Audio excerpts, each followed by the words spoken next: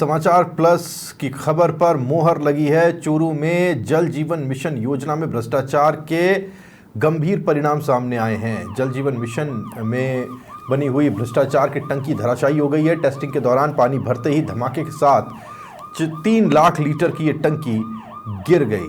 जल जीवन मिशन के तहत रतनगढ़ के हंसासर गांव में टंकी शुरू होने से पहले ही जमींदोज हो गई।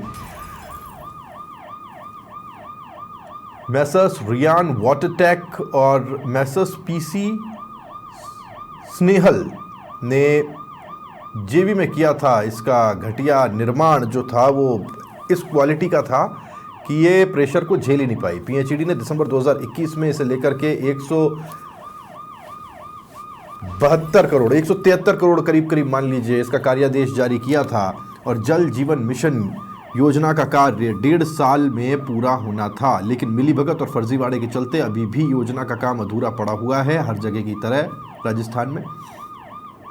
और रविवार को टंकी में पानी भरकर इसकी टेस्टिंग की जा रही थी और टेस्टिंग के दौरान ही इसका विस्फोट, गुब्बारा फूटता है साहब, वैसे ये टंकी फट गई। अब आप समझिए, ये तो इसका निर्माण कार्य था। और हालत देखिए, इसके परखच्चे उड़े आपको चारों तरफ दिखाई देंगे। ऐसा लग रहा है इसमें कोई बम फटा हो। अरे बम नहीं फटा साहब, इसमें पानी भरा गया था, ये पानी नहीं झेल पाई। ये जिस काम के लिए बनी थी वो काम नहीं कर पाई। घटिया निर्माण के कारण टेस्टिंग के दौरान पोल खुल गई और ये पोल आपको जगह जगह फटी चिथड़ी बिखरी दिखाई दे रही है।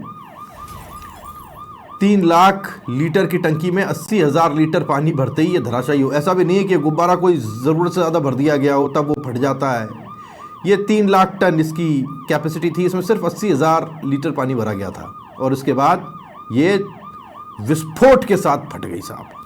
हादसे में पीएचईडी इंजीनियर्स और कंपनी कर्मचारियों की जान बचाने के लाले पड़ गए। अब सोचिए, ये अगर किसी के ऊपर पड़ जाता, गिर जाता, कौन सोच सकता है साहब कि इस क्वालिटी का घटिया निर्माण होगा। इस पूरी योजना में घटिया निर्माण और भ्रष्टाचार को लेकर ग्रामीणों ने पहले भी शिकायतें की थी, लेकिन पीएचईडी इंजीनियर्स की मिलीभगत से इन शिकायतों को दबा दिया गया। वहीं शिकायत करने वालों पर इंजीनियर्स और कंपनी ने ब्लैकमेलिंग के आरोप लगाए थे। अब समाचार प्लस ने अधिकारियों और ठेकेदारों के काले कारनामों का तब पर्दाफाश किया था। योजना में घटिया निर्माण कार्यों की सच्चाई सामने आ गई है। कार्रवाई से बचने के लिए ठेका कंपनी ने दूसरी टंकी बनाने का आश्वासन दिया। अब तो बनानी पड़ेगी साहब दूसरी टंकी, माफ़ कीजिएगा। ये टंकी नहीं बनाओगे तो पानी भरोगे किसमें? अब तो ऐसा है कि इज्जत बचाने के लिए मुंह छुपाएं या क्या, ये अब इस कंपनी को तय करना है। इज्जत तो वैसे है नहीं, भ्रष्टाचार करने वालों की क्या इज्जत। वहीं टंकी के घटिया निर्माण में क्यूब टेस्टिंग में फर्जीवाड़ा किया गया था और योजना के तहत टंकी की ड्राइंग डिज़ाइन ही जो थी वो गलत अप्रूव की गई। एसीई प्रोजेक्ट चूरू ने ही योजना में टंकियों की ये जो ड्राइंग और डिज़ाइन है ये अप्रूव की थी। हालांकि अभी भी इस भ्रष्टाचार के काले कारनामे की लीपापोती में पीएचईडी अधिकारी लगे हुए हैं। मामले की लीपापोती के लिए 3 सदस्यीय कमेटी का गठन कर दिया गया है। अब यह कमेटी बनते ही तो आप समझिए खेल हो गया।